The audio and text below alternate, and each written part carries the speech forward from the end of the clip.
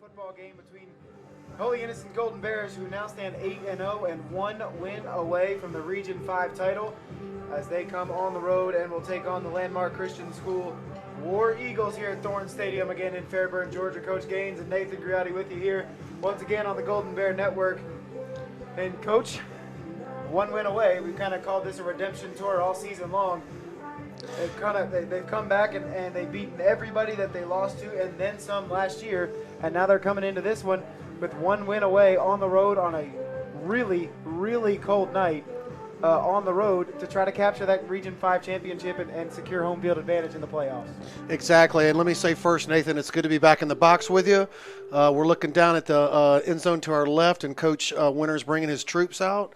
And yes, 2 wins away from an undefeated season, which has been a lot of firsts this year. First varsity home game, possible region championship for the first time since 2009, and a possible undefeated season. So tonight is going to be – tonight and next week are the two that we need to get. I mean, we got by Trinity Christian. We knew we could get that one. These two are going to be the two tune-ups for the playoffs. And, of course, we want to finish in the top 1 or 2, and then we'll get a bye, get everybody back and healthy, and be ready to go for the playoffs. Well, let's do a quick recap here of the season. So, starting out, Mount Pisgah was a game that, you won last year. You doubled them up 42-21. You come in 28-0 victory, shut out in the first game of the season. We talk about, okay, that's a good start. That's a good start. Let's wait till next week, right? Hebron Christian comes in. Very good team. They're ranked top 10 in the state in 1A football for Georgia, so very good quality team. Good early test. They ended up beating them 28-21. That was the first leg of the redemption tour, and we'll quickly go through the rest on the road at Rutland, won 31-0. Of course, the big one against Eagles Landing, 42-41 in overtime, and that was the kind of the season changer, the game changer, if you will, on the season for the Golden Bears. Wesleyan Wolves, we thought, wow, another tough game back to back. But you go on the road in Norcross and win 31-0, which is just a monster statement game. You come back home for homecoming, big game on campus, 49-14, all kinds of big victory, riled up. Fans are all piled up, excited, and you win that one 49-14. You go to Strong Rock, which is kind of a trap game. They're in a rebuild mode down in Strong Rock. Nice facilities. We got treated very well down there, and you win 40-0. And then last week, after losing last year to the same team, 17-14, you win 41-7, and that's the first touchdown you've allowed in 2 weeks. And talk about another statement game heading into the last leg of the season. Last week's win against Trinity Christian, 41-7. Yep, exactly. And the thing about last week too, what kind of puts the icing on the cake for that game last week is we were the High Five Sports Team of the Game of the Week. We did win that game, got the hand trophy. So it was just many milestones for the team this year. So. We've had the coin toss. It looks like the Bears will kick off, and they're fixing to go through their run-throughs, and we've got about 2 minutes before we kick off here. And so, look, another big matchup coming up, and the same guys as the Holy Innocent Bears. Golden Bears take the field here for the second to last time in the regular season. Last road game for the Golden Bears of the season. Next week they finish at home with Our Lady of Mercy for the last regular season game of senior night there for the Golden Bears. But a couple, you don't want to call them trap games, but just a couple of games that you want to kind of keep your eye on here as kind of heading down into the late parts of the season, as the Golden Bears just look to finish strong. Again, they have to win tonight. They win tonight. No matter what else happens, they will be the Region 5A champions. So, again, Coach, you said for the first time since 2009. So what a big potential kind of milestone, really, for the first time in a decade, looking to be Region 5A champions for the first time in Georgia football 1A since 2009. Yeah, exactly. And, you don't want to think ahead, but then again, for us guys up here in the box, we got the playoffs coming up. We should have a bye that first round, get everybody back healthy, which right now we're clicking on all cylinders. And it looks like we'll have home field advantage throughout as we'll keep winning. We're at home, so that's a great thing. And so it's just really bright roads for this team right now. They're playing really well. Their defense is just so hungry, aggressive, tough, mean. They're not going to give up many yards. Their pass defenses come around, and you know what they're going to do on offense. They're going to give it to Michael Cox. He's going to get his 180 carries tonight, and that's going to open the door for Matt Davis and the option. So we're looking for good things tonight. A couple tune-up games before we get ready for the playoffs. And look, you mentioned this defense. The last 4 weeks combined, they've allowed a total of 21 points. So I mean, it doesn't get, you take out the Eagles Landing kind of potential state Final Four, state championship matchup between those two. You take that game out, and the most they've allowed is 21 points, and that's all the way back in week number 2 of the season. So, I mean, the defense is really, I think you knew what you had in the offense. You knew what you had in the triple option. You knew what you had in Matt Davis and Michael Cox as Landmark Christian War Eagles here take the field. They look like Notre Dame, but they're called the War Eagles from Auburn. So kind of a mix of thoughts there, but you talk about the defense. We knew what we had in the offense coming into the season, right? They knew they could run this triple option, but the defense is the part that's kind of put them over the edge and kind of gotten them this far. And the thing about it, what's coming up with the playoffs, is you don't know. It's 2 weeks away. A lot of things have got to happen. Athens Academy is playing Hebron tonight in the crossover game. They also have to play them in the region championship. So there's a lot of things that can go on. We want to make sure that. We can't make sure of it, but we want Eagles Landing Christian on the other side, so we'll see them either in the Final Four or the state championship. So you hate for them to be on your side. We can beat them. We know we can. We have.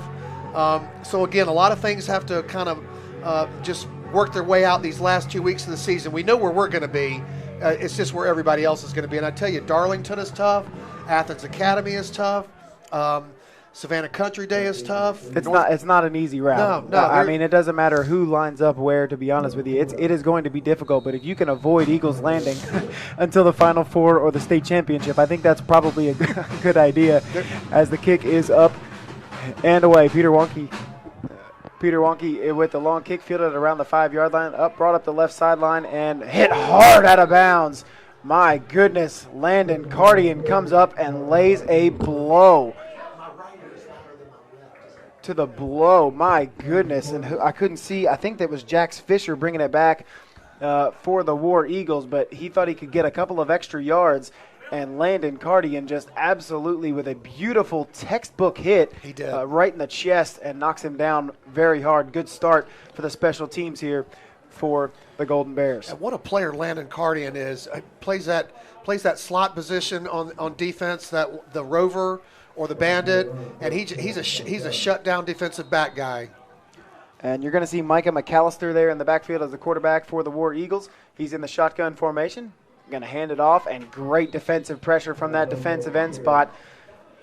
And that was Hall O'Neal coming in with beautiful backside defensive pressure, really coming from the other side of the line of scrimmage and knocking down that running back in the backfield. That's a tough, gritty front four for those Bears out there. They roll their sleeves up. They're blue-collar workers, and they get in there and they just fight, and they're tough as nails. And you're going to see Christian Lett in the backfield as the running back for the War Eagles as well. And it'll be a good matchup between Christian Lett and Hunter Hawk. Hunter Hawk, that middle linebacker spot for the Golden Bears. Man in motion, shotgun formation, and quick out, and it's caught. And a gain of close to a couple yards short of a first down, but knocked out of bounds and caught by Cody Lee, the wide receiver, running the quick out. And Bo Maxwell, knocking him out of bounds. Short of the first down, it'll bring up a third down and around 4 or 5 yards. So again, if you're the Golden Bears, you want to come in and get some momentum right away. The War Eagles get the football first, but you'd love to go 3 and out here and get them off the football field as they go 4 wide here on third down and around 4 yards. And another quick out, this time out of the backfield, and a textbook tackle. What a hit from that secondary. And he gets up and he's excited about it. And that was Jack Felton coming up from his secondary spot, laying another big hit on a War Eagle running back. And I believe that was Kamal Hopewell was the running back. He also plays middle linebacker, so you're going to hear his name a lot on the defensive end as well for Landmark Christian. Boy, that was a hit, too, and he was fired up when he left the field. He laid the guy out for a 1-yard gain. And back in punting formation are the War Eagles. It'll be Trey Coleman, and shanks it off to the side and just looks of about maybe 10 or 15 yards net punt yardage there for the War Eagles. So Golden Bears will take over, and William Willis gets in. Yeah, William Willis came in and made the punter step to the right and went off the side of his foot. So he's responsible for that field position. And there's really not a lot of. I think it was probably a 2-yard net punt gain. So the Bears take over at the War Eagle 40. Here we go. First offensive possession. If you're Landmark Christian, I don't think you want to give this offense a short field with what they have to work with in Matt Davis, who had a big rushing game last week. And, of course, Michael Cox well over 1,000 yards on the season rushing out of that backfield, out of that triple option. So they're going to get a heavy dose of him here in the first half with Matt Davis under center. And man in motion is Felton. They're going to give it to the up back Cox. He breaks 3 or 4 tackles, dives forward, and he's going to get about 7 yards or so on the first down carry. And Brandon Montford, the linebacker, comes up and makes the stop for the War Eagles. I tell you, brilliant. One of Coach Winter's brilliant moves, which he's made a lot, was moving James Gleason to tight end from the center position. And James is a wrestler, and so is Michael Cox. And I tell you, Coach Davis and Coach Michelson have done a great job from that middle school all the way up to the upper school wrestling program. Great job, guys. So 2nd down and 3. Davis will once again give it to Cox, the up back. He's going to power past the first down marker and gets about 5 when he needs 3. And Brandon Montford once again meets Michael Cox. And it is going to be a first down Golden Bears, the first of the game on offense. And, again, there's that familiar 2nd down and 3 situation the Bears put themselves in. There's never a room for a lot of error in this offense. There's not a lot of holding. There's not a lot of room for fumbles. And they put themselves in 2nd and 2, 2nd and 3, or 3rd and 1, usually every single possession.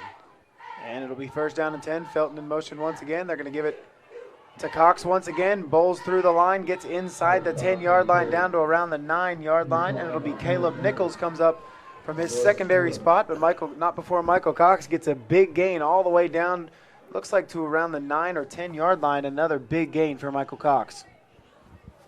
And we're going to see a healthy dose of Michael tonight. Same old story, different chapter here as Cox gets the ball again for the 4th straight time, and this time they put about 4 or 5 different guys, and they finally bring him down. He gets a short gain. And it looks like it'll be 2nd down and goal from around the 7-yard line. Anthony Velez in there on the tackle for Landmark Christian. So 4 straight runs to open up the game here on offense. 2nd and goal from the 6. And Davis once again taking his time. Felton and Cox both in the backfield with him. Davis under center, Felton in motion, and they're going to give it to Cox again, who this time, and my goodness, he was down, but that's about as close as you've seen Michael Cox come to a fumble, really for you for much longer than me, but for this season, he hasn't even come close to letting that ball even come loose. That ball popped 3 feet up in the air, and luckily the ref had called him down.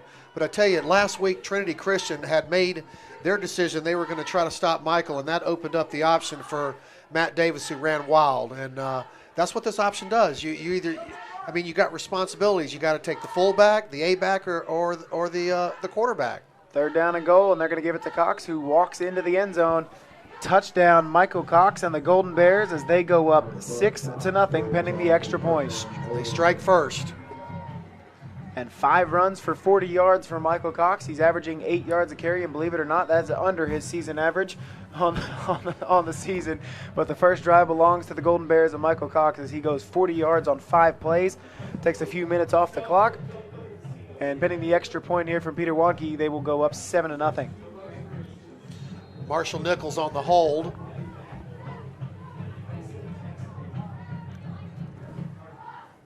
You got to love small-town football, too. Everybody comes out for the game on a Friday night, but you just hate it when somebody like Holy Innocents comes to town and they've got these big players that can run all over you. And a beautiful kick on the extra point, 7-0.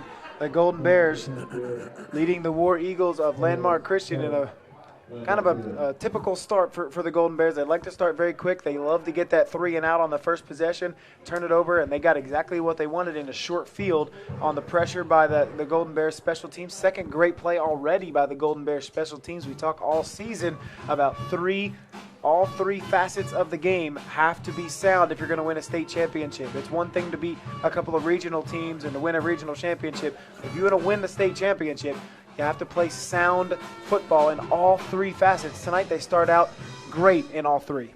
I think Coach Winter's looking for this game and the next game to have his troops cut down on penalties too, because you want to play clean in the playoffs. That's another way that can get you in a hole real quick. So I know he's looking for the players not to get complacent in the second half if they come out with a good lead. Play clean, play discipline, and do your thing. And we talked to some of the coaches here previously from Landmark Christian, and we kind of said, how's it going this year? How's the team going this year? How's everything going? And he just kind of looked at us and said, we're rebuilding, and it's a rebuilding year, and we know that. So sometimes that happens. The short line drive of a kick is fielded at around the 7-yard line. He's going to go all the way across the field and get taken out, and that's going to be close to a late hit, nothing called. And that was Christian Lett, who we're going to see a lot on the offensive side as well, and Kadar Henry, special teams tackle for him early on here in the 9th game of the season. So looks like War Eagles will start at the 25-yard line. And we're going to get to see this really dominant defense so far this season for the Golden Bears. Moreland Bell's got his hands full tonight. He's probably got a 6'5", 6'6" tackle in front of him. And that's sometimes you're going to have to use your speed if you're Moreland Bell, but that left tackle is pretty good and some good speed off on the edge.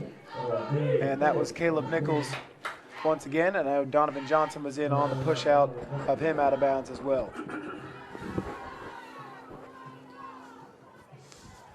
So second down after a gain of about 5, and it looks like they're going right for the edges, trying to use. They have some speed now. Now the War Eagles have some speed in the backfield. They have some guys that can come in motion and take some jet sweeps and things like that. They have some speed in their backfield, and it looks like so far they're trying to go all the way to the edges here and kind of use that speed to get outside the defense. That was a modified jet sweep. Oh, and had some space there. Hunter Hawks really saved a big gain there out of the backfield, and that was Kamau Hopewell. We talked about him, a lot of highlights. If you go on the internet, you can see some highlights of Hopewell from that middle linebacker spot, but he also gets out of the backfield as well.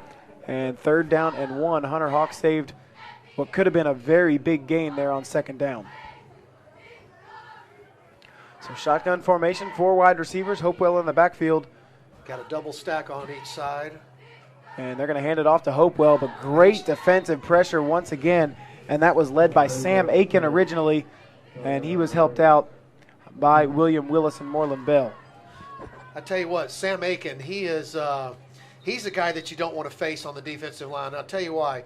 It takes about 1 or 2 plays before Sam figures out the guy across from him, and then he winds up beating him every single time. And as you know, we gave him the mythical MVP of the defense at the Strong Rock game. So Sam is having a big year. And he's really gotten better as the season's gone on. We've kind of seen him grow a little bit as well. So 4th down and 1 now for Landmark Christian. They're going to go for it at their own 35-yard line. They're going to hand it off to Hopewell, and he breaks a tackle. He has some space up the left sideline, but once again, a touchdown-saving tackle by Felton, and a late hit is going to be called, I believe, maybe unnecessary roughness. They both kind of got up and shoved each other, so if that's not offsetting, I'm not 100% sure what will be, but it was kind of right in front of us here at the 50-yard line, 45-yard line. They both got up.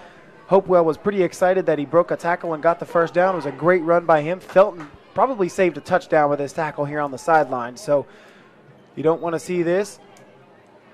And it's going to be on Landmark Christian, and offsetting penalties is kind of what we expected. And that's what you don't want to see. You want your guys to play clean, play your own game.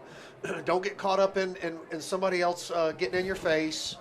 And just do the right thing, because you're fixing to go deep into the playoffs, so play clean. And here we go. We got small-town football, and we just had a train go by. So what better atmosphere can you ask for than that? And here we go. 1st down, great run out of the backfield. There by Hopewell for the War Eagles. And again, a great tackle by Jack Felton. But again, they're going to run behind the big left tackle, Christian Zachary. He can create some space now, and he's a big kid on that offensive line. So they're going to keep running to the left. And McAllister's going to drop back and pass, throw it across the middle, and a late hit. That's a silly play right there. That's a 15-yard penalty on Hunter Hawk. coming in a little bit late. The pass was intended for Brogan Corda, coming across a really shallow drag route that almost was at the line of scrimmage originally. But he ran that drag route, and the ball got broken up, and then Hunter Hawk came in and gave a little extra push as he knocked him down. That'll be 15 yards added on at the end of that play. And that doesn't happen very often from Hunter Hawk. No, I mean, it just doesn't. He's a disciplined player. He's a tough guy.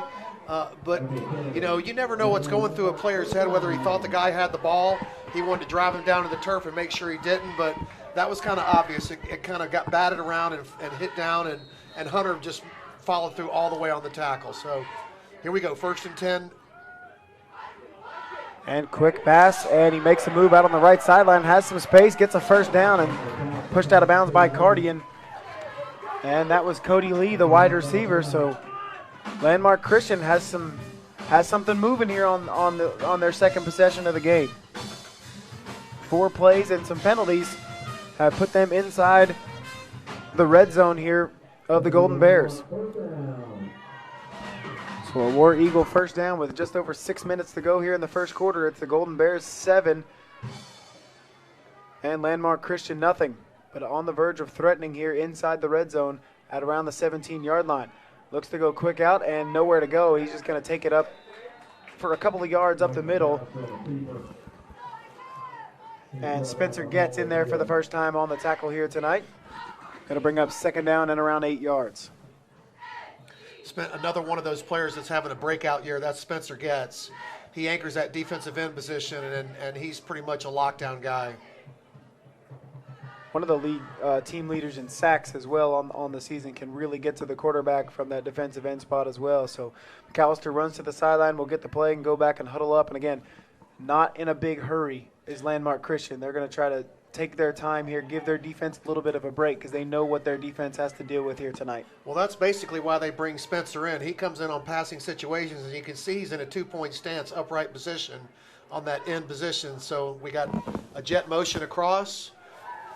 That was Grant Thigpen and the receiver that was Lett out there, Christian Lett out there, actually had some space, but just couldn't quite come up with that. And Jack Felton was in on the coverage for the Golden Bears. It's a pretty good route, not a very good throw, and Lett wasn't ready for the pass there in the corner of the end zone. Kind of a post route there in the back of the end zone. And I think we got away with one right there because it looked like Jack grabbed him right there at the end, and then the ref didn't see it. So sometimes that's got to happen. Things got to go your way. So it brings up a big and critical 3rd down here for the Golden Bears defense. Early on in this game, it's 3rd down and 8. McAllister in motion. Thigpen in motion. McAllister in the shotgun. Nowhere to go. Pocket collapses, and down he goes. And a big sack. I believe it was Hall O'Neill in there with the pressure on McAllister, and he drops him on a big 3rd down sack from Hall O'Neill. That will bring up 4th down, and if you're Landmark Christian, you almost have to go for it here this far into Golden Bear territory. You don't really know when you're going to get back this far, but they're going to bring out, is it a field goal or a punt? We're going to wait and see. Looks like they're going to have a field goal attempt. So it is a field goal attempt here by the War Eagles. And, not many teams that have attempted a field goal on us this year. And this is a pretty long distance a lot of the times for high school field goal here, but we will see. He's kicking it from the 30-yard line. High snap. He gets the kick away just short. Just under the upright. And, man, that didn't miss by much, but it does miss. So the Golden Bears give up, have some kind of silly plays, mental mistakes there on that drive, but they get away with it. Right. We'll see how they respond. A yard under the crossbar. And I tell you, the bell cow on that defensive line is Hall O'Neill. He plays both ways. He's in on every play on defense. He just anchors that defensive line. And so the Golden Bears are going to take over at their own 23-yard line for their second possession of the game. Of course, their first possession, they went 5 plays, 40 yards, and it was all Michael Cox the entire time. And he went 2 yards out for a touchdown to put them up 7-0. And Matt Davis and company back on the field on offense, and they're going to give it once again to Michael Cox with a huge goal, huge hole. He's gone. He's gone. You're not going to catch him. No. They're going to give him chase, and he's going to take a couple of sideways routes, but he is going to go to the end zone. A 77-yard touchdown run by Michael Cox. And you want to talk about how this team's responded all year. We've talked about it plenty of times, that how they respond to any type of controversy or any kind of something that goes wrong in the game. And Eagles Landing was a perfect example, but this is one as well. Their defense kind of makes some mental mistakes. The offense says, don't worry, I got you. How many guys have their arms around Michael when he makes a run? Countless, and he breaks tackles after tackle after tackle after tackle, and then once he gets a head start, a good run, you're not going to catch him. He actually outrun the Eagles Landing Christian defensive back Keaton Mitchell. That's not easy for a long touchdown. No, that guy runs a 4.40. And wonky extra point is a beautiful kick up through the uprights, and just like that, by the snap of your fingers, the Golden Bears go up 14-0. And I would venture to say that we may not throw a pass in this game. he may run and run and run and run and run. Well, listen, it's happened before, so yes, it wouldn't be out of left field to do that. Matt Davis has been pretty good throwing the football. And you say couple of attempts, but he might even have less than 15 attempts on the season. But he's thrown a couple of touchdowns, has some long completions, and he has some weapons out there. Landon Cardigan on the outside, 6'5". We mentioned him before, good basketball player. Basketball season coming up pretty soon as well. But he has some weapons out there as well, and every now and then you just got to throw one just to keep him honest. Well, last week Jack Felton caught a nice touchdown pass from Matt Davis. And the great thing, again, about Coach Winter and his offense is he doesn't make difficult routes. He makes it easy. You've got to honor the fullback. You've got to honor the A-back. And then all of a sudden you've got that wide receiver tight end that slips out, and it's good for at least 15, 20 yards or possibly a touchdown. And wonky, low line drive kick, and this one's going to bounce at around the 8-yard line, picked up by Lett at the right hash. He's going to make a couple of moves, and he is going to get hit. I know Jack Felton was in there, but there was a couple of other guys that kind of brought him down. Good special teams tackle. Sam Aiken in there as well.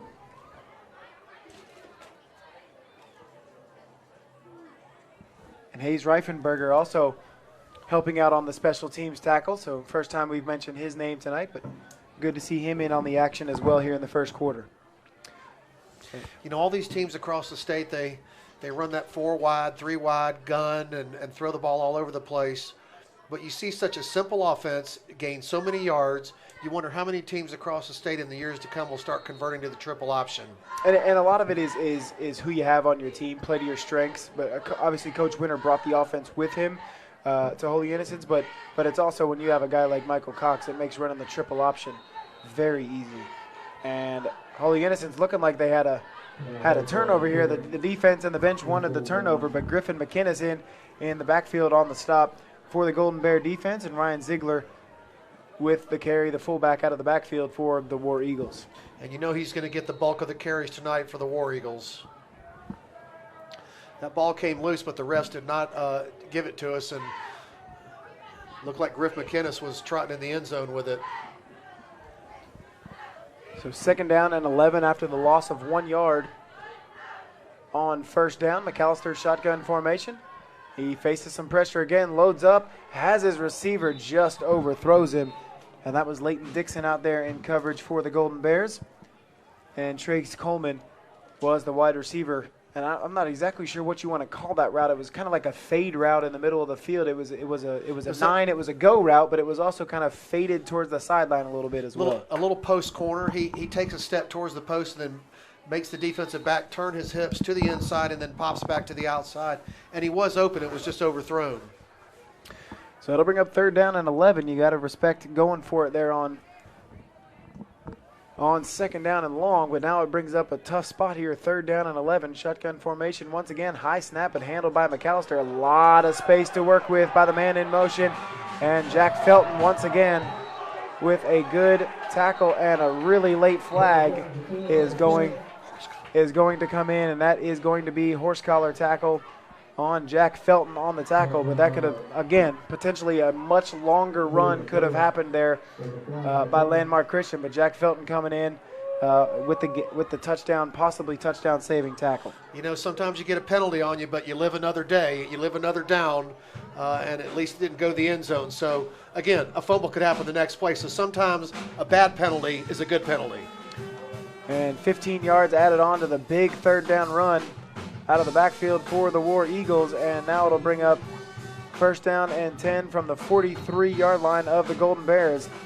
And this is the most penalties we've seen in the first quarter by Holy Innocents. And again, you're making up for it on the offensive end right now, but when you go into the playoffs, that could be something to watch out for as well, as McAllister throws the out route intended for Kyle McFadden, I believe, and Bo Maxwell was in coverage for that Golden Bear defense. And, you know, these War Eagle receivers, they're getting open. These out routes are coming open towards the sideline. So, you know, Coach Nick will dial something up and make adjustments, and he already has.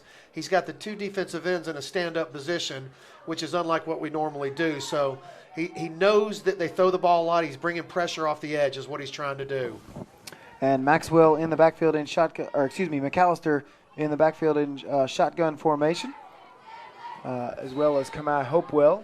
They hand it off to Hopewell right up the middle. He gets hit right at the line of scrimmage, and Sam Aiken in on the tackle once again for the Golden Bears. That'll bring up once again a third down and long here with about 2.5 minutes to go in the first quarter. And kind of a same situation as just a minute ago, and they ran a jet sweep, which they ran multiple times here tonight, and they've gotten some yards. We talked about the very first possession. They're trying to go wide and use the speed, and they do have some speed on offense again, and they're trying to go out wide of this defense. They don't want to mess with the interior of it where that Hunter Hawk and Griffin McInnes stand. I'd almost say this is two-down territory because you know you don't want to give the ball back to him. A high arcing pass, and it is caught up the left sideline once again, and that was Christian Lett on the catch, and Leighton Dixon in coverage. Just couldn't quite get to it. Dixon looked up just a hair too late, and Christian Lett comes up with the big catch up the left sideline with another big play on third down. And it'll be first down and goal from the 10-yard line. Well, the defensive coaches came into this game knowing they were going to be tested outside and deep. And so the Bears DBs, they got to step up right here. Those corners do. 2 minutes, 7 seconds to go in the first quarter. They're going to give it to Hopewell out of the backfield. He's going to get stopped once again. Griffin McInnes and Sam Aiken in on the tackle for the Golden Bears. And again, the run hasn't really gone the Golden Bear defense has really kind of stepped up against that run, but the pass they've been susceptible to here tonight, and we'll see how. And again, they'll make adjustments as we always do, especially at halftime when they have that little bit of extra time. Well, you're not going to run up the middle on Hall O'Neal and Sam Aiken. The jet sweep was working a little bit, and they know that they can throw the ball a little bit too. So let's see how they kind of mix things up as the second quarter gets going here pretty quick. Trips to the left, right side, fade to the back of the end zone. Flag in the end zone. And Leighton Dixon is going to be out there in coverage on Christian Lett, I believe. And Lett looked like he almost made that catch. But it will be a pass interference on the Golden Bears. And that's in the end zone. I'm not sure. It's going to be half the distance, so they'll put it down at the 5-yard line. And automatic first down for Landmark Christian. It'll be first down and goal now from the 5-yard line. It gets harder and harder to pass the closer you get to the end zone. Now, that's one thing that you have to be careful of. And this Golden Bear defense has been stifling against that run. So we'll see how they handle here. 1:22 seconds left in the first quarter. It's 14-0. Holy Innocents over Landmark Christian. Shotgun formation flanked by 2 running backs. And it's going to be a false start. And that'll back them right back up. And finally a flag on the War Eagles here on offense. And I believe that was Christian Lett once again. You know, Landmark has got some good players. They're 2-6, but you know they're going to go for everything they can get. 4-down territory, most likely everywhere, because you know if you give the ball back, it's going to be a 5 to 7 minute drive of the Bears just driving it right down the field and beating up your players. So there's nothing to lose. They have absolutely nothing to lose here and everything to gain. The Golden Bears are the ones that have a little bit of the pressure on them here coming on the road. So far, so good. 14-0 lead. Shotgun formation by McAllister once again. This time he's going to give it to Hopewell, and a great tackle. Good defensive pressure in there. And that was Sam Aiken once again making another big tackle in the backfield. and he just shot the gap of the offensive line and just read those pulling offensive linemen and just shot right in the backfield and made the tackle. I talked about Sam earlier, and again, Sam is as strong as Bam Bam on the Flintstones, and he's mean as a rattlesnake. So with those two kind of combinations, he is one to really be reckoned with on that defensive line. He's a tactician, again, with his strength, knows what he's going to do after the first or second play, and he can beat you every single play. 2nd down and 14 after the big tackle by Aiken in the backfield. And a timeout's going to be called here with about 37 seconds left here in the first quarter. And that was a formation over there we hadn't seen before. It was a quad bunch to the right in tight. So that's something the Bears have not seen yet, and maybe that's going to give Coach Nick over there a chance to make his adjustments on that too. And that's something that you don't see very often with a bunch 4. You see bunch 3 sometimes, or you see double bunches on both sides. But when you see the 4 bunch on one side, it really opens up because you're going to see an out route. I can just tell you an out route, a drag route, a slant. You're going to see those type of quick routes when you have 4 wide receivers on one side of the offense. It just confuses the DBs and the linebackers because you got 4 guys they're at the 14-yard line. You got 4 guys that are going to shoot 4 different ways, and somebody's got to pick them up. And guys can bump into each other. Somebody can slip down. More times than not, somebody comes open on that quad bunch. And communication is key on the defense, especially when you have, receivers one going left, one going right, but he's lined up on the left, and then it's really confusing for those defensive backs, as you said. But it'll be 2nd down and 14, 36 seconds left here in the first quarter, and they are going to go 4 wide receivers wide, 2 on each side. Once again here on 2nd down, and it'll be McAllister once again in the backfield. And he has Lett beside him, man in motion from right to left. And they're going to throw a fade route to the end zone and right at the goal line, but it falls short as they mix up their feet there at the goal line. Ball will drop out of bounds. It'll bring up a 3rd down and 14. I would say that's good news for the Golden Bears, but so far tonight, Landmark Christian's kind of landed some big plays here in the first quarter. Well, it's very obvious what their intention is, and they're going at the cornerbacks out wide, and they're fading it out to the sidelines. So they have decided that they're not going to go in the interior of the defense. They're going to try to work the sidelines and see if they can beat some guys. And their guys are coming open, but we had good coverage on them that time, so that was a good job by Leighton Dixon. And once again, bring up 3rd down. Same formation, 4 wide, 2 on each side. Shotgun for McAllister. He takes the snap, and once again, almost the exact same route. And this time he hooks up with his wide receiver. Touchdown. Landmark Christian. That was like you said, that was the exact same play. A fade to the outside of the field, in the corner of the end zone. It's almost, you can't defend that. I mean, you're better off almost dragging the guy down and getting a pass interference call.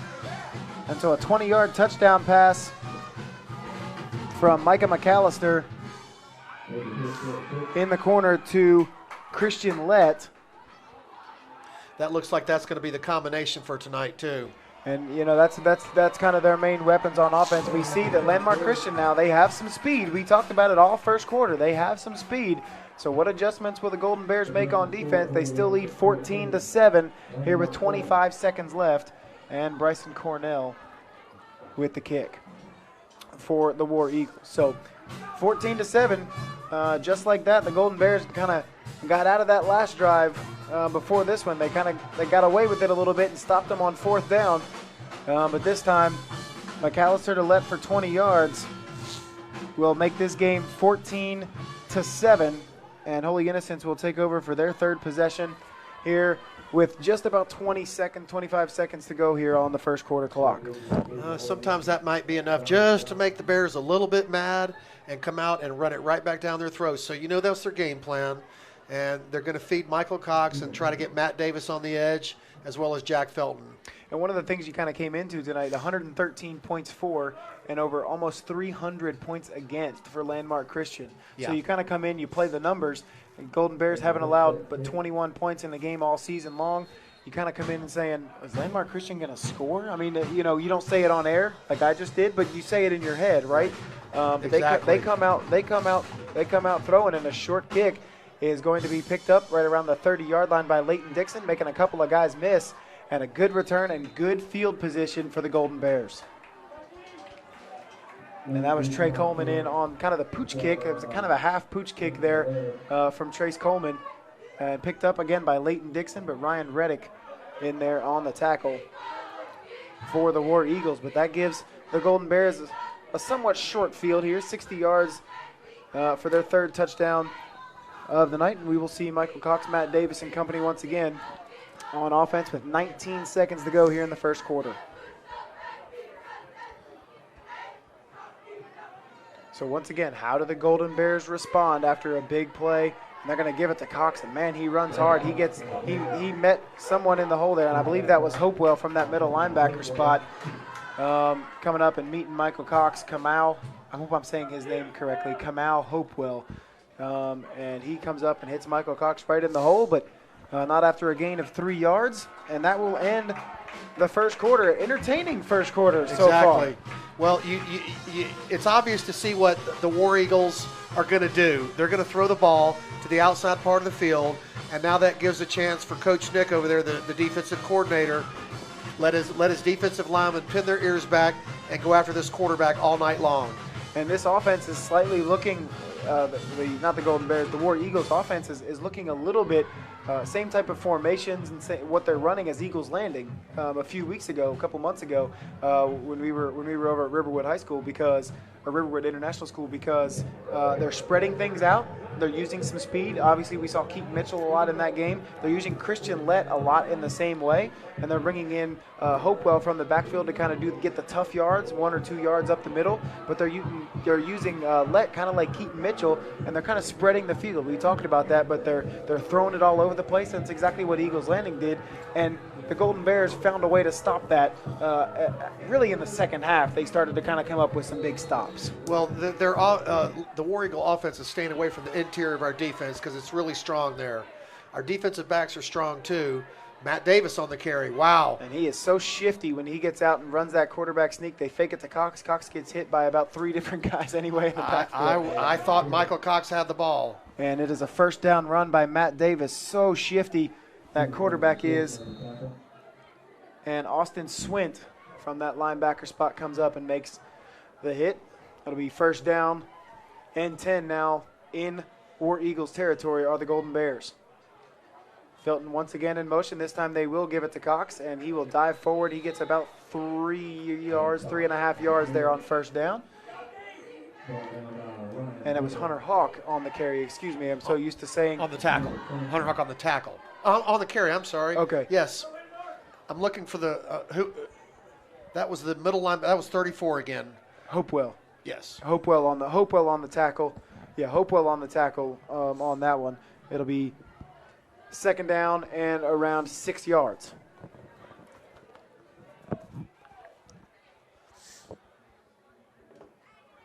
Felton once again in motion. They're going to hand it off.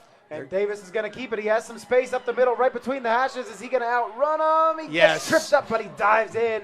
Touchdown.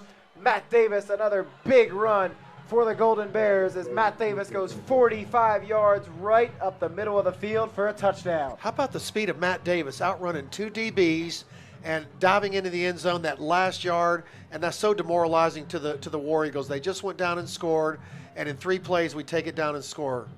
And that is what is so frustrating playing the Golden Bears, is that right when you think you have some momentum, Matt Davis and Michael Cox go 77 yards and 45 yards on back-to-back plays.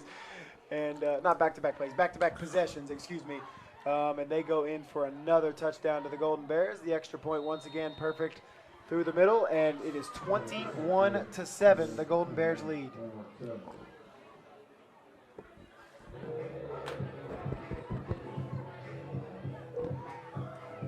So, we talk about response, we talk about controversy, we talk about kind of playing a little bit of a sloppy penalty-wise first half, and you come back and you've now scored 2 touchdowns in 5 plays, and the 2 touchdown plays have been a combined over 100 yards. Well, I tell you, this whole attitude change happened for the Bears in the Eagles Landing Christian game. We were down 28-14. We come back, we hold them, we go up 35-28, we win the game in overtime, and now the Bears know whoever scores on them, they're just going to get the ball right back and drive right down the field and put it in the end zone. It's their mentality right now. And we talked about it pregame a little bit as well, that the Golden Bears, we talk about that Eagles Landing game being a turning point, and it is. It was a turning point of the season. Once they found that, you know what, okay, they're going to score on us, but you know what, we're going to score on them. And it was a turning point. It was a mindset change. And the kick, once again, fielded inside the 10, but a penalty is going to be called, and that most likely is in the spot of holding or blocking in the back. One of those two. And that one will come back. And it was Cody Lee bringing it back for the War Eagles, and Jack Felton in on the tackle. And it is going to be holding on the War Eagles, so that will back them up a little bit to start this drive.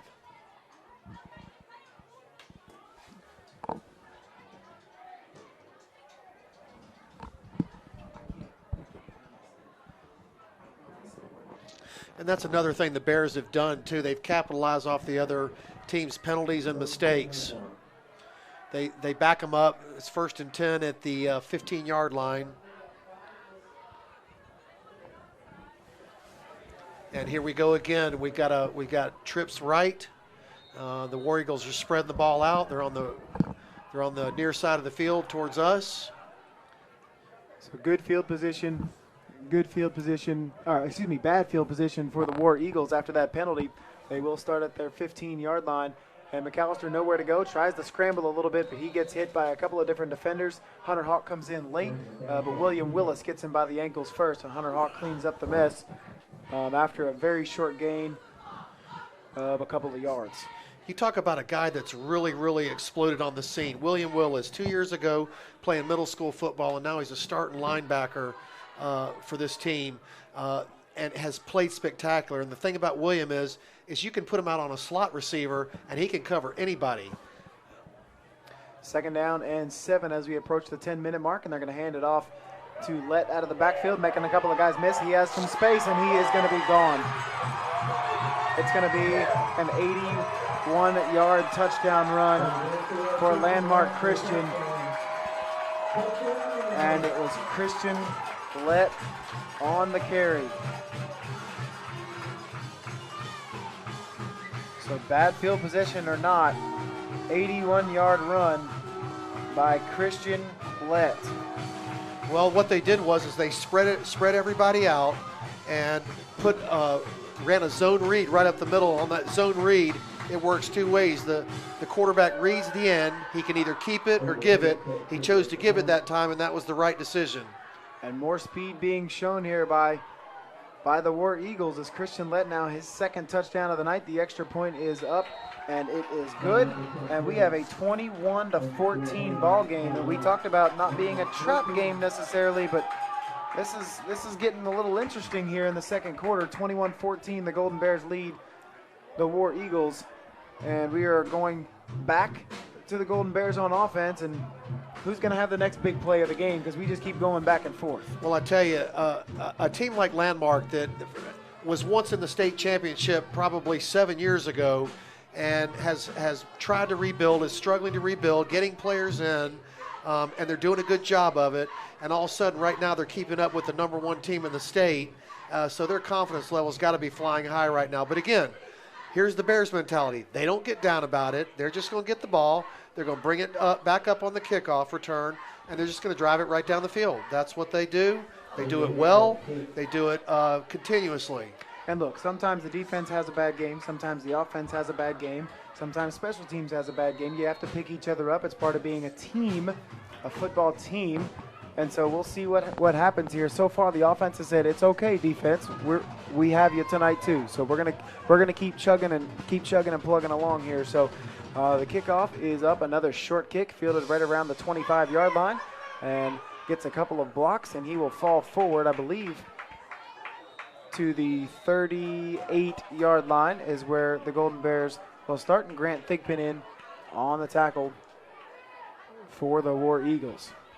So Holy Innocents once again takes over, and this is a I don't want to say surprising, but kind of a surprising first half, but exciting first half. We have a lot of stuff going on offense and on defense for both teams. Well, what looked like, we're up 14-0. It looked like it was going to be that kind of game again. All of a sudden, the War Eagles have crawled back in this thing. So you know what the Bears are going to do. And they've got it 1st and 10 at their 40. Great field position. Matt Davis checks at the line. And we'll see if they give it back to Michael Cox here, and they do. And he's going to go up the middle. He's going to get hit after a gain of about 3, maybe falls forward for 4. But he'll get a positive gain on first down. Kamal Hopewell once again in on the tackle from that middle linebacker spot for the War Eagles. Again, 21-14, entertaining first half. The Golden Bears leading on the road against Landmark Christian. And in motion, they're going to fake it to Cox, give it to Davis, who pitches it outside. Couldn't quite see who that was on the far sideline, but they did pick up the... Jack Felton on the carry. And it was a beautifully executed option play. Cody Lee hits Felton out of bounds, but not after a first down run by Jack Felton. 2 plays and move the sticks. 2 plays and move the sticks here for the Golden Bears. Right back to the line they go. I'm looking on Landmark's roster. They've got 8 seniors on their roster. So they are definitely a young team looking to find some confidence. And right now it looks like they're doing what they need to do. A beautiful move there by Matt Davis, who looked like he was going to get hit right around the line of scrimmage, and stops, goes right back inside. And he gets hit by Cody Lee inside the 45 down to around the 43, 44-yard line. And again, positive yards on first down. It'll be gain of 6 or 7 for Matt Davis. Second down and around 4 yards for the Golden Bears.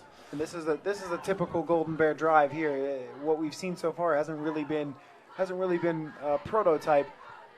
They've scored quickly. They're going to sweep it out to the right to Felton. Makes one guy miss. He's going to get across the first down marker and gets more. Breaks a couple of more tackles. A great run by Jack Felton. He's going to get about 15, 20 yards there on second down. And again, Cody Lee pushing him out of bounds, but not before another first down for the Golden Bears. Boy, that Jack Felton is so tough. He's so fast, elusive. Makes a great addition to the backfield on the triple option. Versatile. He can do a lot of things on the football field. We've seen that this year. First down and 10 from the 28, and another penalty, I believe. They're going to call it on the defense, I believe. Offsides on the defense. So 5 yards closer for the Golden Bears and Michael Cox, and I don't know if you're Landmark Christian, that's what you want to do. Give them any extra yards. This offense seems to be kind of taking it as they will here tonight. But Michael Cox over 1,300 yards on the season, rushing so far, well over 8-9 yards a carry. Keeps breaking his own rushing record each year. He's gonna be a dynamic addition to a college team. And Davis fakes the handoff once again to Cox, and nowhere to go. He's going to try to reverse field, and he's running out of room. He's just going to have to take the loss back at the original line of scrimmage. And again, Cody Lee making his name known here for that Landmark Christian defense. And it looked like Matt Davis was waiting for Hunter Hawk to kind of be right near his left hip, and he didn't seem to be there for whatever the reasoning is. I think Hunter Hawk thought that Davis was just going to keep it and keep it up, run it upfield. The pitch relationship kind of deteriorated there when he got around the end. So second down and 9. And this time Davis going to keep it, and he has some space right up the middle. He's going to get shoved down, but it's going to be a touchdown. Matt Davis once again with a 27-yard touchdown run for the Golden Bears as they open it up once again. And my goodness, Matt Davis, you give it to Michael Cox enough, it opens up the middle of that field. The last 2 possessions, Davis has found all kinds of space between the hashes. Well, it was the exact same play, and I think Coach Winter kind of got irked a little bit over there, and he goes, okay, we're going to run this again. We're going to get it right, and they sure did. A nice 30 to 35-yard touchdown run for Matt Davis. And Wonky in for the extra point once again, and we have we have offensive football here in the first half. It's 27 pending the extra point. Wanke's extra point is up and good, 28-14 as the Golden Bears doubling up Landmark Christian, but it doesn't feel that way. No, well, here's the thing. It doesn't feel that way. When you play the Bears, you know you've got to score because we're going to score. We're going to do a lot of scoring, and you know you've just got to keep up with them. So it in essence becomes a track meet where you just want to stay within striking distance. And listen, the last 5 possessions of the football game, we have points. 6 of 8 possessions, we have points so far here in the first half. So not a lot of defense on either side being played right now. The Golden Bears seem to really be able to stop the run so far. They've let a couple of big plays slip by, but the passing game is really what's kind of opened up the offense for Landmark Christian a little bit. And on the other side, they can't stop Matt Davis and Michael Cox, which nobody can stop Matt Davis and Michael Cox this year. And, you know, we've got Tyquan Alexander who's sitting out this week with a tight hamstring. So they just want to make sure he's ready for the playoffs. He's good. He's been at practice all week, so he'll be back. Might get some touches next week, but for the opening round, he'll definitely be ready to go. And the kick from the 40-yard line is up. A low line driving kick. That's Joe Hinkson kicking off now. Near the sideline, it is touched by Lett at around the 8, and the ball just kind of dies, and then he gets hit right around the 11.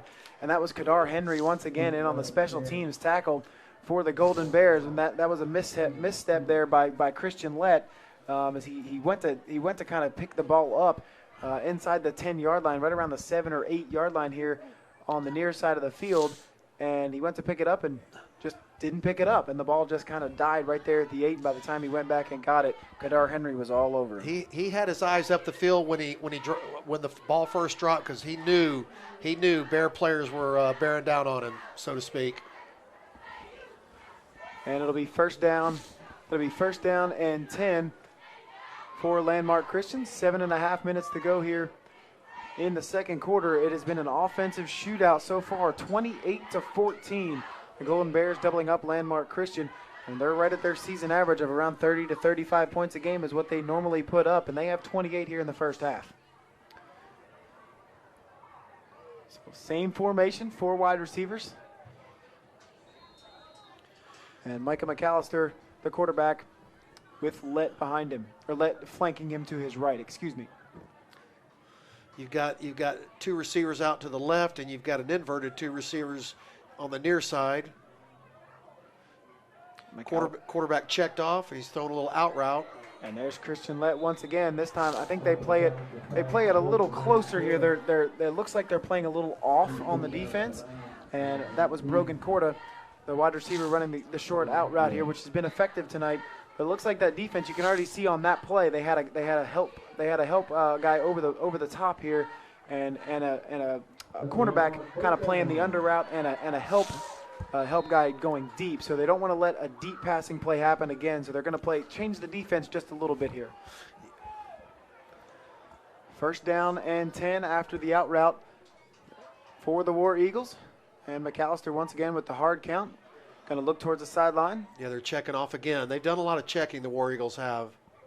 And McAllister takes the snap, and the pocket collapses. He's going to scramble, kind of go right up the middle, and he's going to fall forward for a gain of about 3, maybe 4 yards on the scramble off of first down. And Hunter Hawk in on the stop for the Golden Bears. And only looks like a timeout's going to be called by the War Eagles, and we haven't really had a whole lot of stoppage in play here in the first half, and this is really our first break. And again, 5 straight possessions now with a touchdown by one team or the other. 6 of 8 possessions here in the first half have come up with points. Other than the first possession, which was a punt, and they only went 6 yards, the Landmark Christian. Holy Innocents has scored on every possession, all 4. They are 4 for 4 for touchdowns here in the first half. Landmark Christian missed a field goal. Otherwise, they would have had points on all but 1 possession so far here in the first half. So kind of a different game than we're used to. We're used to these 41-7, 30-0, 28-7 type of games so far. Exactly. And this is one of those ones on the road where it kind of sneaks up on you just a little bit. Well, we looked at them on film. We knew they had good players, and you just, in the back of your mind, you're wondering, okay, when are we going to be tested? Well, tonight we're being tested. And I think that's an important – you want to get tested if you're a coach. Especially going into the playoffs as the number 1 seed, potentially, with a region championship on the line. So McAllister throws it out wide and nobody there. Looked like the receiver did an in route and quarterback threw the out route. And it doesn't look like McAllister, actually. It looks like Archie Burgess is now into the game at quarterback. I'm not 100% sure where Micah McAllister is, but Archie Burgess, number 12, is actually now in at quarterback for the War Eagles. And it looks like McAllister's getting looked at by the training staff here behind the bench. So obviously we hope that he is okay. But Archie Burgess now in for the War Eagles at quarterback. Yeah, they're holding his left arm. It could be his shoulder. And Burgess, the pocket collapses, and down he goes. That was Spencer Getz and Hunter Hall. Hunter. Oh, Hall O'Neill. I mixed up Hunter Hawk and Hall O'Neill. So Hall O'Neill in on the stop for the Golden Bears. Yeah, it doesn't look like their starting quarterback is going to come back in. He is wincing in pain when they're looking at that left arm. Could be a shoulder injury. They could have come down on him in that pile where he scrambled. But they are definitely not letting go of his left arm. And that's always a clavicle issue as well, or a separated shoulder. So obviously we hope that he is okay. 4th down and 7 for the second time. They will punt, and it is a high punt with not a lot of yards, and it's going to take a Golden Bears bounce back to almost midfield. And the Golden Bears come up with a big stop here. Their second stop of the first half, and just at the right time, and they could potentially go up here 3 touchdowns. Yeah, that's not good when your starting quarterback goes out, and it looks like Archie Burgess, he's only a sophomore, so you've got your veteran quarterback that goes down against a team that you got confidence in, and then you've got to bring in a sophomore, which he could be a good player, but he's got to get adjusted to the game speed and everything else. 1st down and 10 for the Golden Bears at the 48-yard line, and a fumble. Matt Davis back on it. And I'm not sure who that fumble technically goes against. I would assume Matt Davis, but it was the exchange between Davis and Cox, which that's pretty rock solid for the whole year. So you don't see that again very often. It looked like to me that it was going to be a give because Matt Davis, he looked back and then all of a sudden he saw the ball on the ground. That's when he got on it. So again, Matt Davis, he's such a smart player. He's going to make sure over his shoulder that ball is in the pocket and it's gone before he takes off. And good reaction time to jump on that ball as well. Davis pitches it out to Felton, makes one guy miss. Felton cuts it upfield. He'll get a 1st down and then some. He'll get about 16, 17 yards there on 2nd down as Jack Felton with another big run up the right sideline. And Grant Thigpen knocks him down, but not before 17 yards on 2nd down for a 1st down for Jack Felton. What a move by Jack Felton too. They had him bottled up in the backfield. He sidestepped and just turned on the jets and went straight upfield. So 1st down and 10 for the Golden Bears. They would love nothing else to kind of take some time off the clock here. Go on one of those patented Coach Winter drives as they give it to Cox, who just bounces off of a couple of defenders, knocks them to the ground, and he'll get about 4 yards, maybe 5 on 1st down. And Cody Lee on the stop for the War Eagles.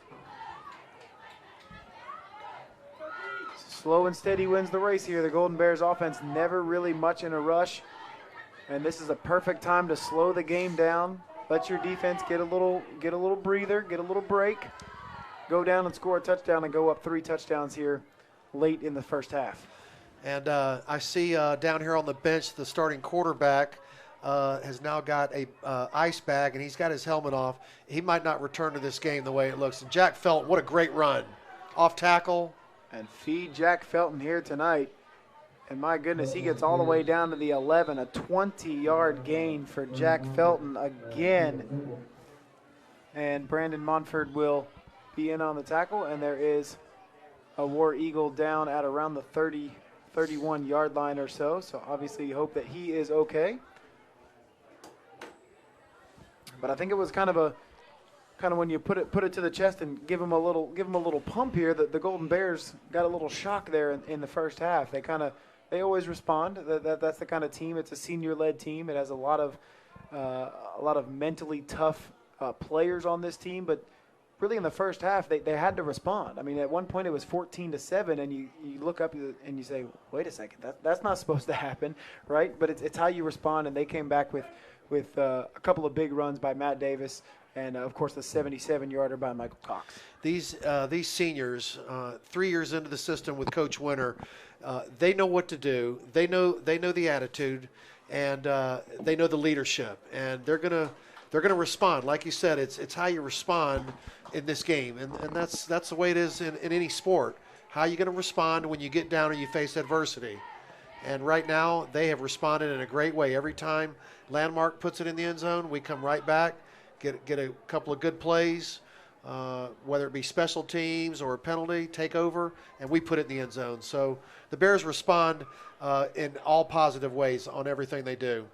And the injured War Eagle looks to be Alex Larsh, defensive lineman / offensive lineman, another big body for the War Eagles, but he's not putting a whole lot of pressure on that left leg. No.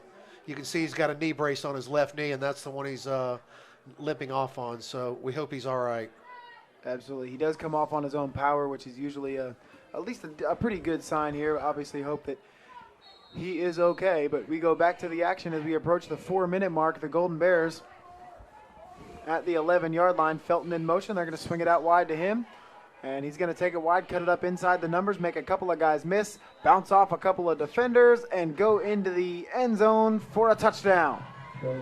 I tell you what, when Jack Felton gets a full head of speed and as elusive as he is, you're not going to bring him down. He eluded two guys about the 5-yard line and just made sure that he was going to get in the end zone. So that's again, they capitalize off good field position, take it down. 5 plays later, they're in the end zone.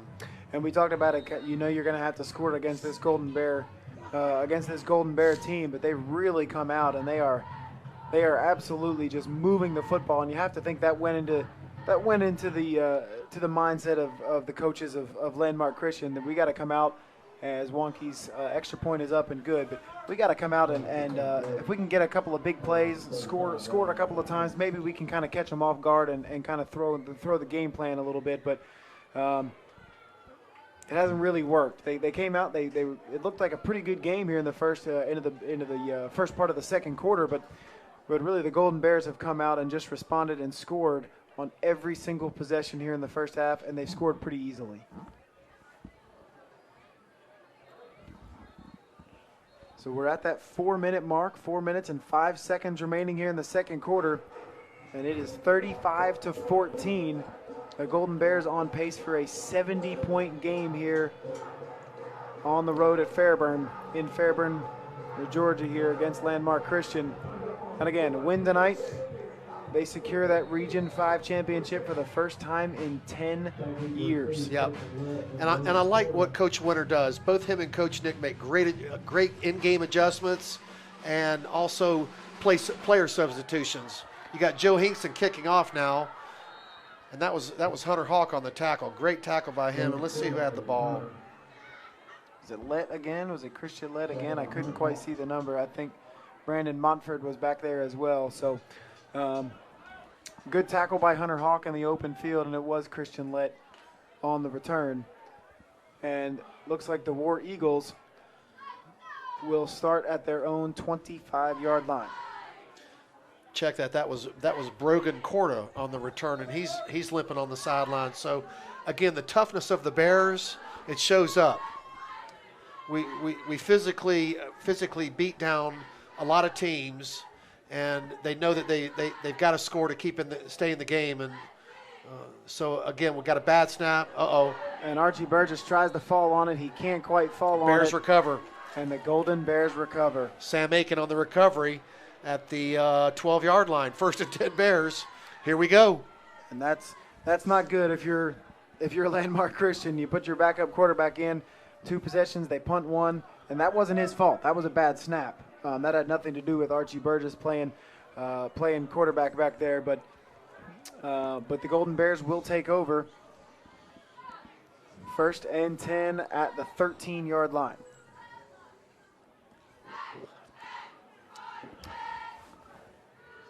And we'll see if it's Michael Cox time or Matt Davis or really just hand the ball off at this point because we're kind of been able to move the football down the field, and they're going to swing it wide once again. And that's the Hunter Hawk. He lowers the shoulder, and he loves the contact, doesn't he? He Initiates it. He could have rolled into the end zone without a contact there. He lowered the shoulder, wanted some contact as he rolls into the end zone. Another Golden Bear touchdown, 13-yard run for Hunter Hawk. There's no question about it. He's a bulldozer. He's looking to initiate contact, and if his basic intent is if you get in my way, I'm running over you. So 13-yard run for Hunter Hawk, the fourth different player to score a touchdown here tonight for the Golden Bears.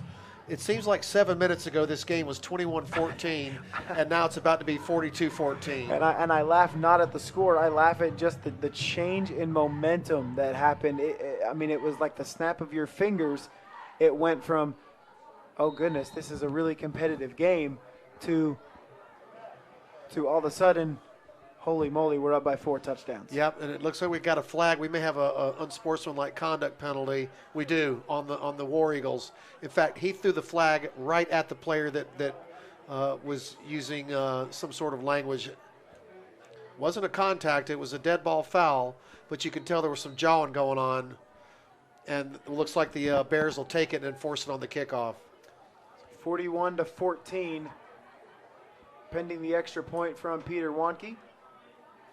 And he is perfect tonight is Peter Wanke, and it is 42-14. The Golden Bears have just increased this lead ever so rapidly here in the second quarter. And what a turnaround. It just seemed like a couple of minutes ago, like you said, Coach, it was a 14-7, 28-14 game, and we thought, okay, we have a little ball game here. We knew we had to respond, and boy, have they responded. Well, you can see why opposing teams who the Bears play, they get a little off their game, they get beat down, and then they start committing penalties that they don't normally do. Unsportsmanlike conduct, blocking in the back, offsides, and right now that's what the War Eagles are doing. They're a bit frustrated. They knew they were in this game 10 minutes ago, and now 10 minutes later they're out of this game. And we'll see that it looks like the War Eagles are going to have to make some type of changes here on the offensive side. They just haven't been able to move the ball at all since McAllister has gone out of the game. Yeah, and he's still down there on the bench. He's not coming back.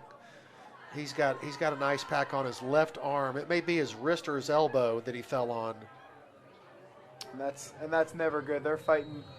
They're tied for second to last in Region 5, but you always want to play for pride at the end of the season. And it'll be Peter Wanke to kick it off this time from the 45, and that will easily go through the back of the end zone. So easy kick there from Wanke, and it'll be a touchback. And I think those Bears players like that, because when you kick off from the other team's 45, they run about 10 yards, and that thing's already through the end zone, so they know they don't have to do a full sprint to the end zone. Save it when you can. Yep. And especially in a game like this where everybody seems to be running up and down the field at will here on the offensive side. And we will see it is 42-14, the Golden Bears leading the War Eagles of Landmark Christian here with 3:48 left to go in this second quarter. And you know Coach Winter's going to play his starters at least through the first half, and we'll probably see a lot of the JV players in the second half, which I tell you what, our JV players, they play a lot. I mean, you got to have one thing, too, when you get to the state playoffs. You got to have depth. And the great thing about winning big, getting good leads in games is you can get all your players in. You can have them seasoned, ready to go when you step on the playoff line. And a jet sweep there from Burgess to Thigpen. And he gets about 4 yards up the left sideline, and it stops the clock at 3:41 to go here in this second quarter. It'll be second down and 6 yards. Again, 4 wide receivers, same formation as they have been in the entire first half. And Burgess, again, a young Archie Burgess, takes the snap this time clean. He's going to throw a fade. Good-looking arm there from Archie Burgess, and he almost connects with Christian Lett as Dixon's getting a workout in at that cornerback spot. And he had Christian led there. Pretty good looking ball from young Archie Burgess. That was a great pass. I mean, it was just off the fingertips. It was a 10, 20, it was a 35-yard pass. And if that thing's not overthrown, he could be stepping in the end zone right now. But again, great coverage by Leighton Dixon. There's not a lot you can do when you're a DB. You got to have thick skin. You know you're going to be thrown at. You know they're going to throw deep on you. And you can't stop every pass. No, it's just not going to happen. You just got to recover and go to the next play. But Leighton Dixon's doing a great job tonight. 3rd down and 5 for the War Eagles on offense. And they are going to give it to Hopewell out of the backfield. He's going to get stopped after a gain of a yard by a host of defenders led by Hunter Hawk and William Willis from those linebacker spots. Kadar Henry will be back to receive this punt. And it'll be 4th down and 3. And I think we're all anxious to see Kadar Henry on a return. He's worked at it this week. Normally Tyquan Alexander's back there. So, again, there's that depth issue. You got somebody that can step in. Kadar is really a great player, very athletic. Let's see if he can get one and do something good with it. And a man runs onto the field late here as we're under 3 minutes on the clock here in the 2nd quarter. And another punt coming up from Landmark Christian. And it is going to be a fake, and the punter gets thrown down and just about picked off by Spencer Getz. They go for a fake on 4th down and 3 from their own 27. The punter held onto the ball. I don't believe I've ever seen a fake punt like that before. He held onto the ball. It looked like the action was stopped by the referee, but then he threw it and it was almost intercepted. So, again, the Bears play good defense. They're coming after that. Why not work on all phases of your game? Punt, block, why not? And that was Trace Coleman, the punter, and he held on to the ball. He got hit before he decided to throw it, and that's how you know you're not a quarterback and you're the punter, right? You just don't know. The Golden Bears take over at their own 26-yard line, and Davis is going to throw up the right sideline. He connects with Cardian, but he's going to be out of bounds. Great back shoulder throw by Matt Davis to Landon Cardian, but he was just barely out of bounds. The ref was right on top of it over there. And, again, that's something that you need to work on. Now, you know that you're up, and they want to work on some things. Punt block, punt return. They want to work on those out routes for the receivers. The fade, that's usually what we're good at, and it's that time. So the Bears are on the far side coming this way. Let's see what action takes place here. 2nd down and 10. Davis is going to drop back again. Doesn't have a whole lot of time. Hits the out route to Hunter Hawk. Tries to make one guy miss. He's going to get brought down eventually by pretty much the entire defense, but not before he I'm counting 11 hats on top of Big Hunter Hawk, and he never went to the ground. The referee just stopped the action because there was nobody moving, but there was 11 hats on top of Hunter Hawk, and he never went down. Great job, Hunter. An off-balance pass there by Matt Davis, but it hits Hunter Hawk right between the numbers. He catches it, turns it upfield. It'll be 1st down and 10 for the Golden Bears at the 12-yard line. I think Hunter wants people to hit him because, again, he could have gone outside and he just initiated contact. I agree with you. That's what it comes across as. And Davis dropping back again, has an open receiver in the middle of the field, and Touchdown.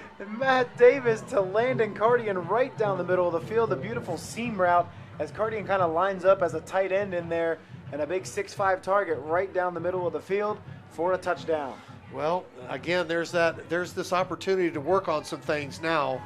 And you've run the ball enough, you want to keep your guys healthy like Michael Cox. And what better way to go ahead and give Landon Cardian some touches on some passes. Hunter Hawk. You've got Christian Pageant in there too. So they've got some weapons at the receiver position. Pending the extra point, it'll be 49-14, and the extra point once again up and good. And 7 for 7 are the Golden Bears on offense. They are up 49-14. They have put up half 100 here in the first half on Landmark Christian. And here's another point too. We've got one of the best punters in the nation and probably the best in the state, and he doesn't get to punt a lot because we score so much. He doesn't get to play. No, and Coach Winter, he's going to go for that ball. If we're on the other side of the 50, he's not afraid to make it 4-down territory, usually on most possessions. So again, you've got weapons everywhere. You got punter, you got kicker, and you got passing, you got running. Right now, they're clicking on all cylinders, and what a good thing to have too. The first week of the playoffs, we should get a bye. That'll give a chance to get everybody healthy and fresh, and be ready for that first game.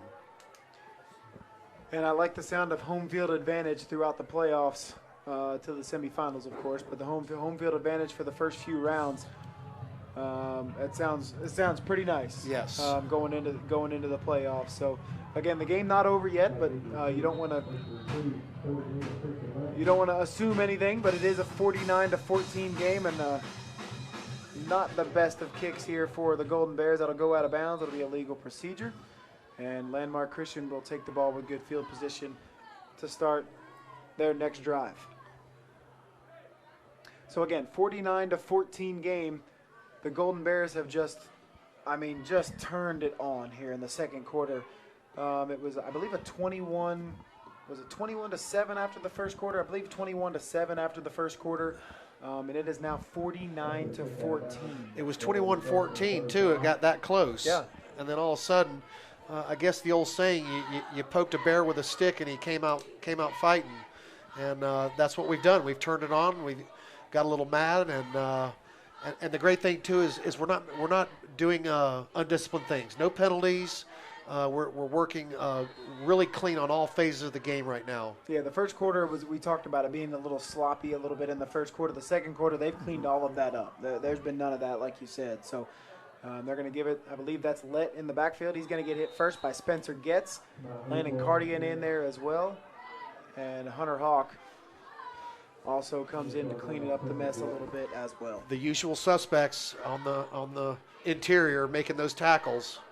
As we approach a minute and a half here left in the first half. And they always put the offense in not good position. It's 2nd and 8, and you hope that you're going to be 2nd and 5, but now a 2-yard gain kind of puts you in a passing situation. So, but you've got a young quarterback in there, and that's kind of scary with having to throw the ball against this Bear squad. And that's when you pin your ears back. If you're Moreland Bell and Spencer Getz getting to the quarterback, you just pin your ears back and say, This is what I like when they have to throw the football. So it'll be 2nd down and 8, and they're going to give it to Kamau Hopewell once again, and Griffin McInnes in there in the backfield. Moreland Bell, Hunter Hawk, the whole defense in there on the tackle for the Golden Bears, and it'll bring up 3rd down and around 8. I don't know if he maybe got back to the line of scrimmage. And we call a timeout. Coach Winter wants to get the ball back and see if he can put it in the end zone, and that's his MO. He wants to put the ball in the end zone, and I've been on his staff, and I respect that. So timeout for the Golden Bears. Their first of the half. They will have 2 more left. It'll bring up 3rd down and 8. You expect them to call one more timeout after this 3rd down play if they can stop the War Eagles. And they will get the football back with 1 timeout. We might see shotgun Matt Davis back there throwing some more passes. He went 2 for 3 on the last drive, passing the football. Did Matt Davis? Well, you think about it. If we get the ball back, this is going to be a situation that we could face in the playoffs.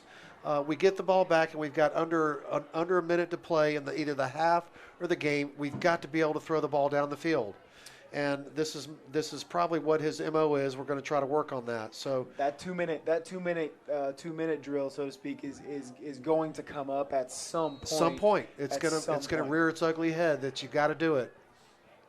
And it'll be 3rd down and 8, and they are going to pass the football. High arcing pass. Christian Lett almost comes up with a one-handed catch, and Leighton Dixon in on the coverage deep once again, but.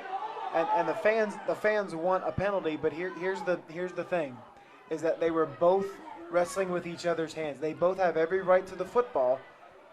Christian Lett obviously is the wide receiver, but they're both kind of their hands were, it was almost like they were holding hands. I know that Well, sounds weird, but it's like they were holding hands running down the field, and Christian Litt only had one arm available. Myself being a DB coach, it's called hand fighting, and we teach it.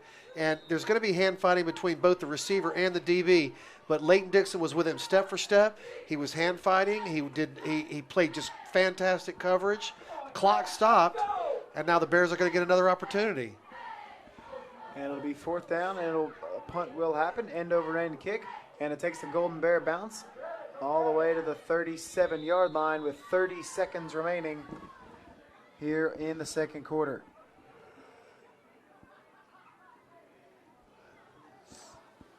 I'm running out of room on my score sheet here to see keep track of all the drives so far, because the Golden Bears are 7 for 7. We've had so many offensive possessions here in the first half. I'm going to need to make another table to see what's going on. I'm not sure that we've scored 49 points in the first half this year, but it's been close. We've only scored 49 points the entire game one time, so I'm going to say no to that. I'm not 100% sure, but I'm going to say no that has not happened. So Davis has some space. He's going to turn it up, and that's going to be a touchdown run. He's gone. 64 yards. Matt Davis untouched. Sneak it in untouched. Wow. Matt Davis goes 64 yards. Pulls it from Michael Cox, steps around the left end, and he was gone. Nobody touched him. And I tell you what, that tight end blocking down on that play, that was a great job. That was James Gleason on that block.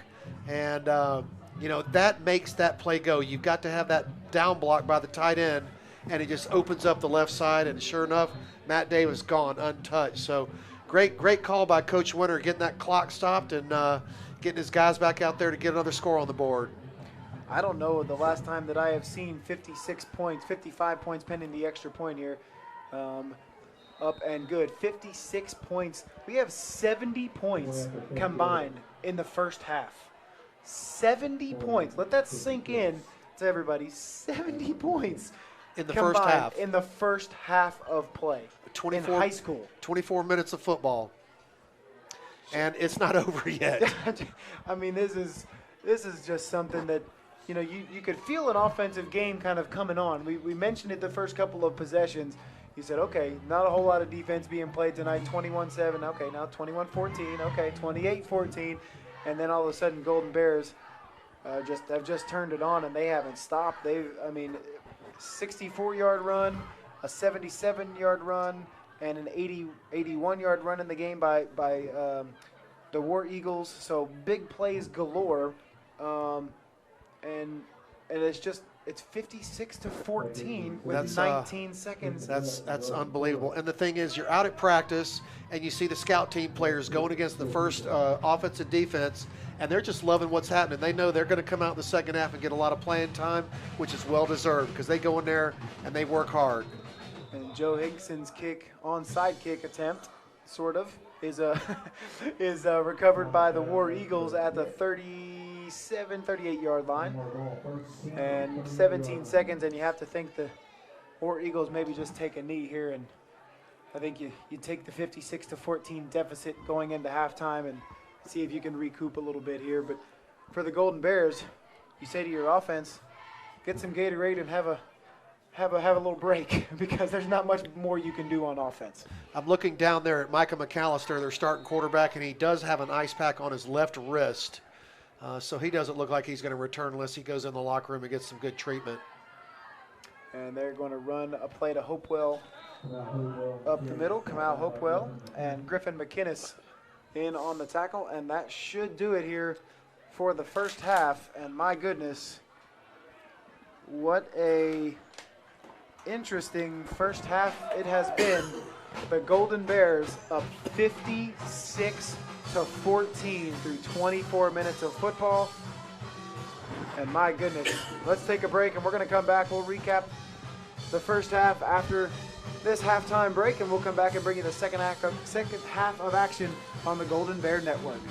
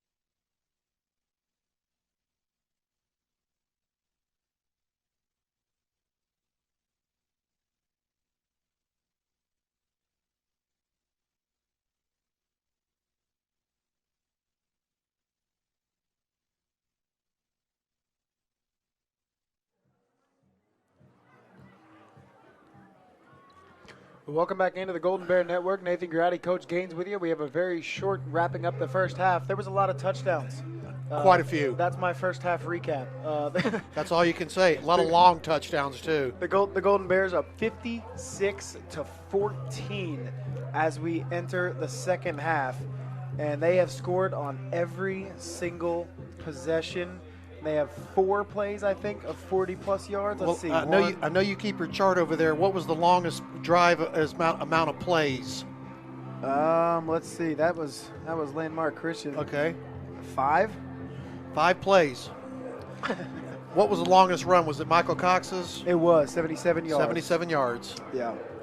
So, and again, just a reminder, the rule in Georgia football is that just the fourth quarter is a running clock if it's a 30-point lead at halftime. Correct. If I'm not mistaken.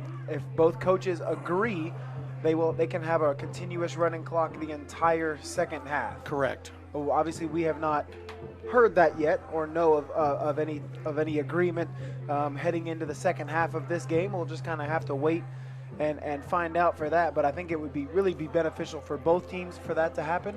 The Golden Bears on the road, really cold. You don't want any injuries going into, really 1 to 2 weeks before the end of the season, going into the playoffs. You already have somebody kind of banged up there as Taekwon, a little banged up with his injury. So you don't really want any more kind of injuries on a cold night, anything like that. I expect to see a lot of backups here in the second half, a lot of JV guys coming in to get some playing time on the road. So we should see a lot of people getting some playing time here in the second half on the road, and hopefully we see a continuous clock and we get out of here with no further injuries or anything. And one thing I'd like to do is I'd like to give a shout out to all the Bears coaching staff. And let me start with the defense. You've got Nick Papil, the defensive coordinator who does defensive backs. You got Joseph Thomas doing linebackers, Melvin Parrish doing the defensive line, Vonnie Holiday defensive end, and Heath Hawk does safeties. On offense, you got Lance Pinkering doing the offensive line, John McCarthy wide receivers, Heath Hawk also quarterbacks, Sam Lialios also wide receivers, and of course your head coach is Todd Winter. It will be a continuous clock, and that's all I was telling you while you were reading that, is that it will be a continuous clock as the Golden Bears receive the second half kickoff, a short kick. It's picked up by Christian Paget, who runs it back to the 35-yard line, and the clock has already continued to go here. So Holy Innocents will take over at their own 35-yard line, and right off the bat, I believe we have some backups in the game. We do. And also I wanted to point out we've also got Cam Lockery at quality control on the defensive side, and he was also a player at Holy Innocents and a linebacker at Colorado State. So, again, you do have a lot of backups in there. You got Marshall Nichols at quarterback, Chandler Ketchup, Hayes Reifenberger. So a lot of guys in there are going to get a lot of playing time this second half. And right off the bat, Marshall Nichols, the backup quarterback, comes in and quarterback keeper to the left side. He's going to get about 14 yards for a first down. And just like that, Holy Innocents picks up their first down of the second half. It'll be 1st and 10 at their own 49-yard line, and maybe a little movement. I can tell you what we've got. We've got a lining up in the offensive lining up in the neutral zone here on this near side wide receiver. He was actually a yard offside and never made the adjustment. So again, these young kids are going to have to step up and play undisciplined and clean football right now. And that's the way, you don't want the second half to kind of start the same way as the first half did, even when you're up a 56-14, because you want to clean up the penalties. We talked about the first quarter. The Golden Bears really that's the most penalties I think I've seen on them in a half all season. They really cleaned that up going into the second quarter. You can imagine Coach Winter had some words on the sideline to clean that up in the second quarter, and they did. And that's one of the reasons that could spark that the big resurgence there in the second quarter as well. So, well, that's one thing that'll really get under your skin as a coach is those little penalties. You're playing a good game, you're up big, and then all of a sudden you're making these uncalled for penalties. So. That was a sack in the backfield. Let's see who got that. That was number Cody Lee coming in from that linebacker spot. Marshall Nichols wanted to throw it as he was getting brought to the ground. He wanted to pitch it out to his running back, but decided against it. which is a good decision on Marshall Nichols' part. He just kept it and took the loss. It'll be 2nd down and 19 after the penalty and after the loss in the backfield. So uphill battle here for the Golden Bears. 2nd down, 19. Nichols under center, man in motion. And they're going to, and I'm not 100% sure. It looks like Nichols maybe wanted to keep that football, but then, and then Reifenberger kind of kept it and just kind of kept going, but then the exchange wasn't super clean, and so they just were kind of both going forward with the ball. Well, what happens on this triple option, the quarterback can sometimes, if the B-back, the fullback, decides to clamp down and keep the ball, that arm can get caught in there, and he can also basically get dragged a little bit. So it looked like Marshall Nichols got his arm caught in there, and it was actually a 1-yard gain. So we got 3rd and long for him right here. Let's see what we're going to do. And Nichols is going to throw it deep down the right sideline. And it looked like Joey Holiday was the receiver out there for the Golden Bears. And just threw him just a little bit did Marshall Nichols. It'll be 4th down and 19. Brogan Corda on the coverage for the War Eagles. So under 8 minutes to go, that first drive. They ran 4 plays and 1 penalty, and we have over 4 minutes off the clock already here in the 3rd quarter. And we got Marshall Nichols making a cameo appearance. Nichols moves from quarterback to punter here on 4th down. High snap, controls it well, and a beautiful punt from Marshall Nichols down inside right around the 8-yard line. And it might be Christian Lett again. Makes a couple of guys miss, but then he gets brought down by a host of guys for the Golden Bears. And the Spencer gets in there on the tackle for the Golden Bears on special teams. So Landmark Christian, first possession of the 2nd half, will be from their own 11 or 12-yard line. And the clock will only stop on change of possession, but the referee will start the clock as soon as the ball is marked for this running clock. And he did. He signaled for it to start running. So there's 7:25 left in the 3rd quarter, and we got a running clock. And the Bears are up 56-14. And we'll see. It is the quarterback is Archie Burgess. He stays in the game at quarterback, the young sophomore. And he will hand the ball off and hit right at the line of scrimmage. William Willis in on the tackle for the Golden Bear defense. And it was Ryan Ziegler, the fullback, out of the backfield as well. So a lot of the starters, there's a couple of starters still in the game for the Golden Bears. You see Moreland Bell, Spencer Getz, William Willis, Donovan Johnson, Cardian. So some starters still in the game for that Golden Bear defense. There's also some backups in there as well. So kind of mixing and matching here a little bit to start the first possession on defense for the Golden Bears. I can tell you with a running clock, they probably will get a possession and then they're done for the night. And Burgess takes the snap, has to scramble out of the pocket, has some space to run. He's going to run up the right sideline. He will pick up the 1st down and step out of bounds. Good run there by Archie Burgess. He's forced out of bounds by Hayes Reifenberger. So 1st down, Landmark Christian. Their first down in quite a while. Fans, don't forget next week's game is a 7:30 game at home versus Our Lady of Mercy at Riverwood. It'll be the regular season finale, so let's get out there and pack the house and cheer these Bears on. It's football weather, it's fall, it's time, it's gotten cool on us, a little chilly, and it's time for some football next Friday night at home at Riverwood at 7:30 against Our Lady of Mercy. And, of course, if you cannot make the game for any reason at all, as an incomplete pass there by Archie Burgess. But if you cannot make the game, if you cannot make it out to Riverwood School, you can check us out, of course, on the Golden Bear Network. I will be there. Of course, Coach Gaines will be having some other duties during that game, and I believe Coach Dunn might be joining me tomorrow, goodness gracious, next week on the broadcast here on the Golden Bear Network. So as we under 5 minutes to go here in the 3rd quarter, it'll be 2nd down and 10 after the incompletion on the out route from Archie Burgess. Shotgun formation. I believe that is still Kamal Hopewell in the backfield. He's blocking for Burgess. Pocket breaks down. Burgess tries to scramble and takes a pretty good hit from Bo Maxwell coming up from his linebacker spot. And Charlie Malady comes in as well. And James Gleason, first time we've mentioned James Gleason tonight. He was in on that hit as well for that Golden Bear defense. Yep, they've decided to go ahead and give Big Hunter Hawk a break at the linebacker and brought in James Gleason. They're going to need James down the stretch run. And again, James, wrestler in that great wrestling program that Coach Davis does. Coach Michelson with that middle school program. They've got that thing going full bore, and matches are coming up soon. So stay tuned and come out and watch those grapplers go. 5 wide receivers now for the War Eagles, and it's a quarterback sneak. And Burgess with some speed here up the left sideline, a stiff arm. He's going to get hit and drop down at the 35, and that was Donovan Johnson in on the tackle. And Archie Burgess turns on the Jets a little bit, and he gets a first down for the War Eagles.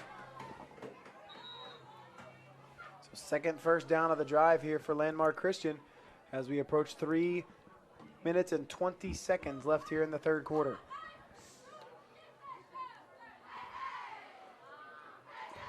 Trips to the right side, single wide receiver to the left. Hopewell in the backfield with Burgess, and it's going to be a false start. And that was Christian Litt, wide receiver on the near side of the football field, right in front of his coach on the bench, and not where you want to go offsides, where everybody can see you. And you can kind of take your pick. It looked like a little bit of everybody was moving on that one. So that'll take them back 5 yards. It'll be first down and 15 from their own 31-yard line. And, you know, we got word at halftime their starting quarterback is out. He's actually their third-string quarterback, so they have had 2 quarterbacks injured this year. So you can see what kind of pressure that puts on the team to not have your starting quarterback out there. But, you know, you got to give the War Eagles credit. They've stayed out there and they fought hard. But you've just got a physically dominant team in the Bears out there doing their thing. And, again, come see the Bears next week, their season finale. At their home season finale at Riverwood, regular season that is, and then stay tuned for the announcement of playoffs. And it all depends on Riverwood too. They're going to be in the playoffs, so we're not sure if it's going to be a Friday night or Saturday night game, but stay tuned. 56-14, under 2 minutes to go here. It'll be second down and 15 as they hand the football off to Ryan Ziegler, and there's going to be a holding penalty there in the backfield. Most likely it's right in the place. Christian Padgett forces him out of bounds. There is a penalty back at the 30, and it is going to be a holding penalty called on the War Eagles of Landmark Christian. But again, that just keeps that clock moving regardless. So that clock is again moving. We're down to coming close to a minute left here already in the third quarter. So each team with this running clock here in the second half, each team really only going to get a couple of possessions in the second half, and this game should be completed. So we should get out of here, and more importantly, the Golden Bears should get out of here with minimal injury and minimal kind of, I don't want to call it effort, but minimal what's the word I'm looking for here? Minimal something here in the second half. Energy kind of dispersed here. So quarterback keeper again. He's going to get brought down is Burgess. I think you brought up the great point, too. Get out of here injury-free. Let's go back and get ready for OLM and then get ready for the playoffs, because that's where it's all going to go down, because once you get past that first round in the playoffs, there are no bad teams from that second round on. And you can't come out and have 3 or 4 penalties in the first quarter and give up a couple of long touchdowns, because if you do that, it's not going to be quite as easy to go 77 yards and 64 yards up the middle untouched. It's not going to be quite that easy, and I think they know that, and they corrected it. The first quarter they struggled a little bit. The second quarter they did not, and it's going to be almost picked off in the secondary there by Hayes Reifenberger. Just about had that interception at the 45-yard line, just couldn't quite bring it in. He knows it. You know, those interceptions are few and far between, and when it's there, you've got to bring it down and you take it back to the house. But he'll get his shot. He's vital in that secondary, and they'll need him for the stretch run. And that'll do it for the third quarter on that incompletion. It is still 56-14, each team with one possession here in the third quarter with that running clock. As we enter the fourth quarter of play here, the Golden Bears still hold a commanding 56-14 lead, and they did break their streak of 8 straight possessions with a touchdown on the first possession of the second half with a punt, but 7 or 8 of 9 possessions this game they have scored a touchdown. They've multiple big plays. They really responded in the first half, and so there was a lot going on in that first half. A very entertaining first quarter. Yep. And then the second quarter, that knob just kind of turned up, and Coach Winter and that offense just said, "Okay, guys, time to go up to the next level here. Turn it up to a 5 instead of a 4," and they did just that. And I also want to give a shout out to our trainers, Caitlin Moore and Andrew Medlock. They're two of the best in the state. They keep our guys healthy, get them in for treatment, get them out of there, and they're back on the field that next practice. So you got to tip your cap to those two who work really hard in that training room to keep everybody healthy.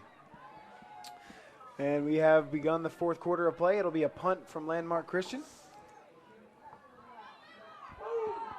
And a big hit, but the Golden Bears take it up to around the 44-yard line, and that is where they will begin their second possession of the second half. And it was Trace Coleman with the punting duties for Landmark Christian.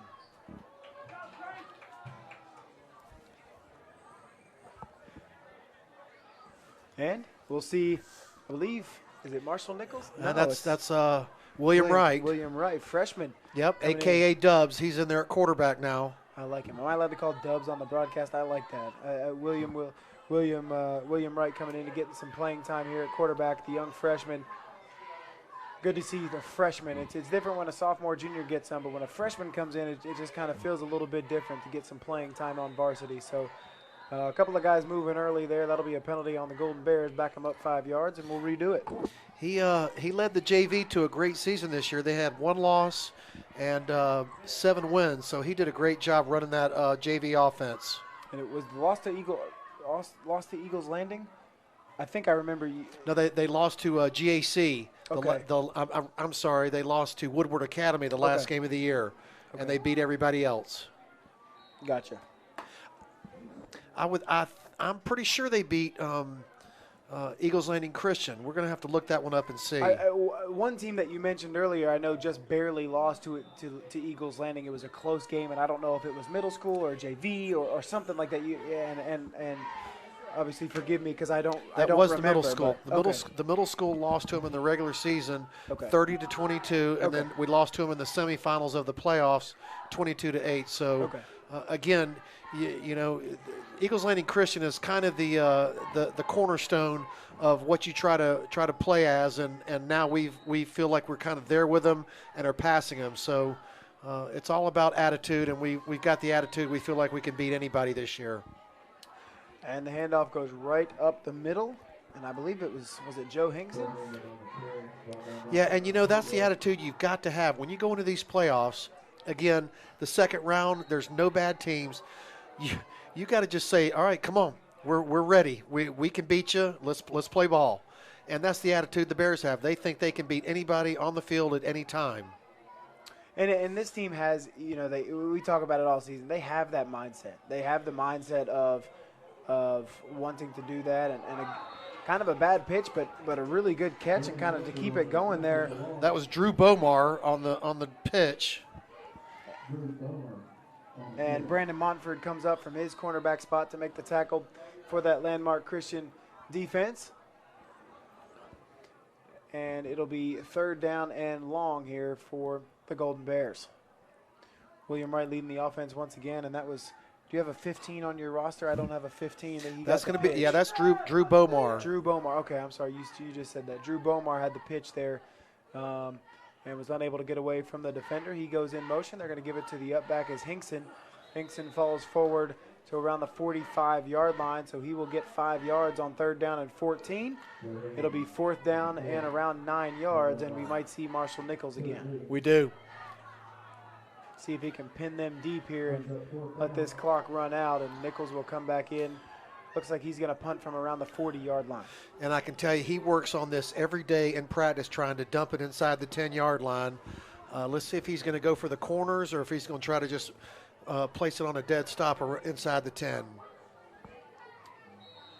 So we are under 8 minutes to go here on the fourth quarter clock, and the score stays 56-14 as it was at halftime.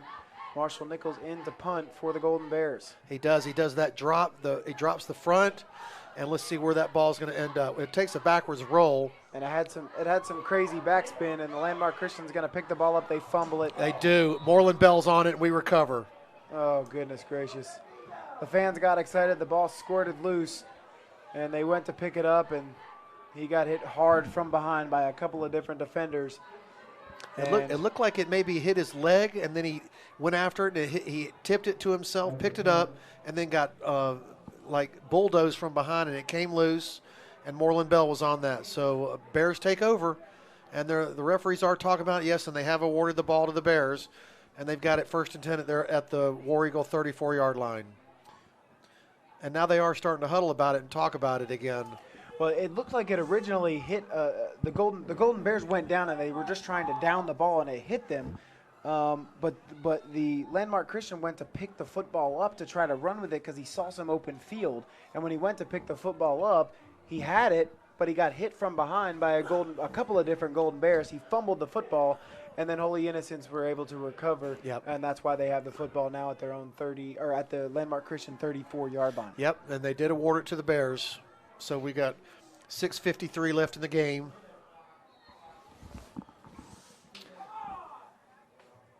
And once again, triple option in the backfield.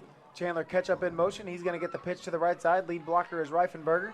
Cuts inside, then cuts back outside. He's going to get about 3 or 4 yards there on first down as Chandler catch up the young freshman. Yes, and that was a great move by Chandler. He dipped in, then dipped back out. It looked like it was going to be a loss. The cornerback had him eyed up, made a move on him, and got outside and got 4 yards out of it. So that was a great job by Chandler. And that'll bring up second down and around 6 or 7 yards here for the Golden Bears.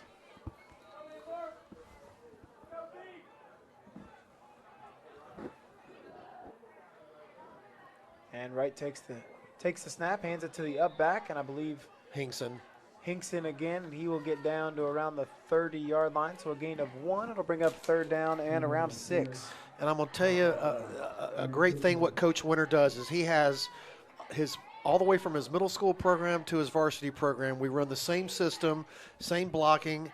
So whenever they advance to the next level, they know what they're doing, and that's just the sign of a great coach. And on the third down play, ball is put on the ground and picked up by the Golden Bears. So it'll be 4th down and 6 yards.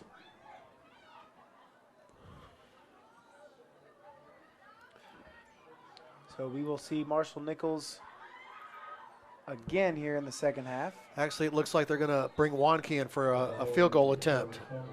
It's going to be a long one, too. It's going to be a, 47-yarder. Yep, it's going to be a long one for Peter Wanke. This will be his career best right here.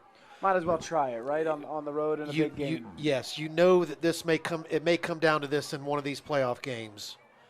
Give him a chance and see if he can do it. So this will be a big one if Peter Wanke can knock this one through.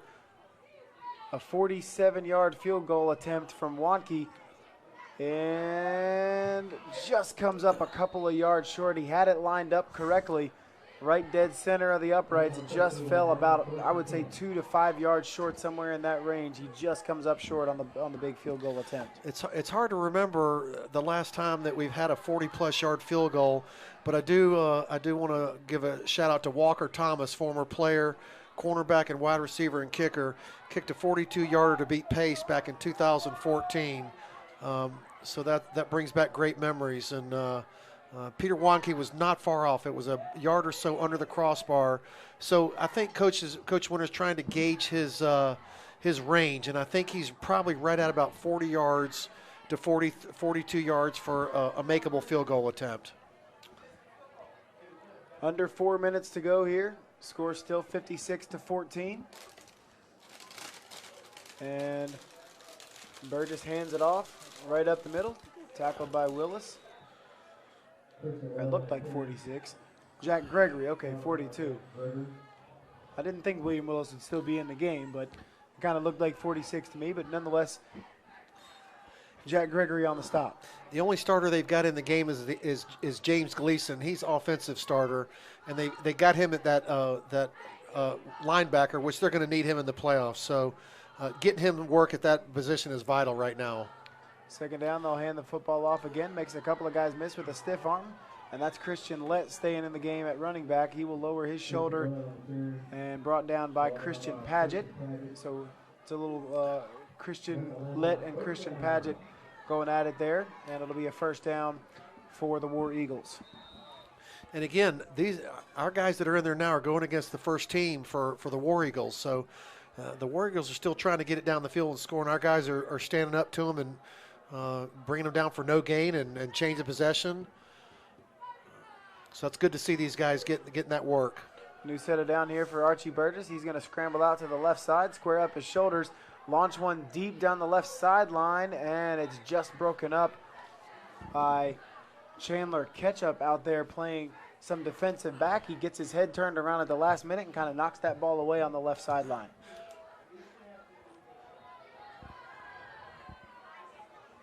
As we approach the 2-minute mark, Chandler Ketchup's name's come up a couple of times here. Young freshman, has some speed and some good agility from sideline to sideline a little bit. So good to see him getting some playing time as well. And that's something that Coach Nick works on those defensive backs with is getting that head around, because there's no face guarding in high school, but you don't want to run up the player's back or cause pass interference. If you get that head around, you're going to have a chance at an interception. I know they worked on that this week a lot. And Burgess hits Christian Lett across the middle, changes direction, almost gets it stripped, and gets brought down at around the 40-yard line. And that was Brogan Corda. So Brogan Corda comes across the in route in the middle of the field, and he was pretty wide open there in the middle of the field, but good open field tackle by that Golden Bear defense. That's the first time we've seen them go over the middle too. And as we now approach the 1-minute mark here in the fourth quarter, Burgess shotgun formation, high snap, takes care of it. That pocket breaks down fairly quickly. A holding penalty. Burgess is going to chuck it deep down the right sideline. Reifenberger comes up with the interception at around the 10-yard line. He's going to run it up the left sideline and take it out of bounds as Hayes Reifenberger comes up with the big interception for the Golden Bears. And we talked about that a few minutes ago. He dropped one, and now he pulls that one down. So again, you give him one, you give him two. He's going to bring one of them down, and that's a good defensive back play by Hayes Reifenberger, and we do have a flag down. It looks like it's going to be on the offense, so the Bears will take over with 40 seconds to go.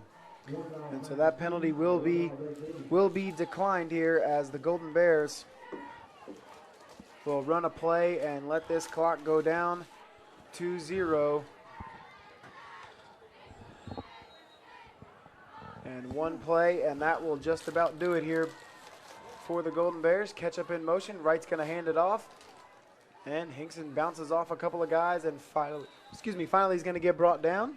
That's going to do it. And that will do it for another broadcast here on the Golden Bear Network. The Golden Bears take care of business in the first half as they go 56 points in the first half, 56-14, and they are officially 2019 Region 5 champions for the first time since 2009. Exactly, and it's great to be in the box with you, and we'll look forward to seeing you next week for next week's home game. Our Lady of Mercy, 7:30 Friday night against, at Riverwood. So don't miss it, everybody. Pack the house. And if you can't make it, once again, the final thought is go ahead and get on YouTube and search HIES Football, and it'll be the Golden Bear Network. For Nathan Garati and Coach Gaines, this is the Golden Bear Network signing off. He's yelling for me to get out there so I get it right.